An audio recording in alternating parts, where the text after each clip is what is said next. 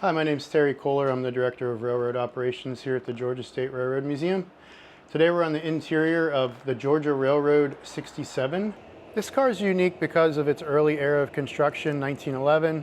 Also the fact that it's all wood. Very few all wood cars have survived this long. But more importantly is its significance as a segregated passenger car. This is a part of history that we can't forget. We have to remember the things that we did in the past that weren't right and to make sure that we don't repeat them. So that's really the importance here, is preserving that story of segregation and teaching future generations about what happened in the past. So if this car would have been in service around 1915, it would have been one car of several cars in a train. It would have been pulled by a steam locomotive.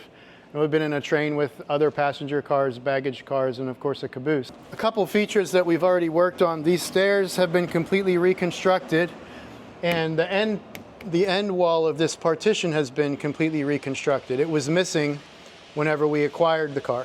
This is the first partition of the car. We know that this partition is original to the car's construction because these architectural details match the side walls the whole length of the car.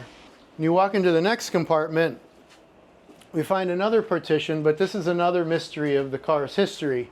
This partition was added at a later date, and we're not sure why.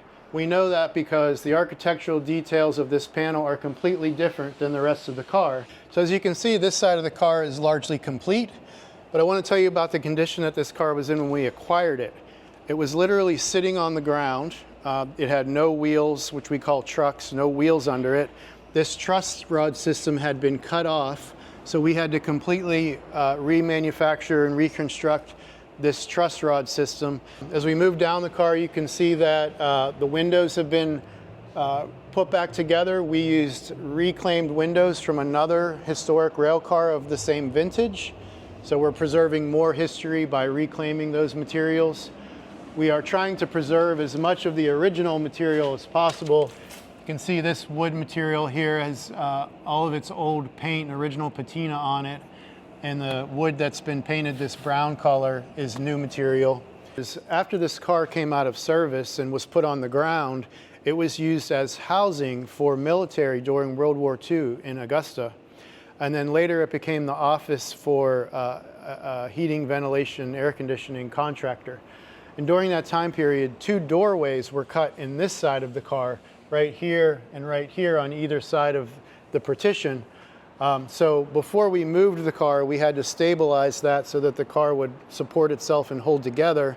But once we got it back here to Savannah, we properly reconstructed the missing structure to match the original historic design. These cars are kind of built like covered bridges with this lattice truss work on the sides of the car so that they can be strong enough to support their own weight. But here you can see the stark contrast between the work that was completed on the other side of the car and the work still to come on this side of the car. We've come a long way as far as putting it back together and preserving its life into perpetuity.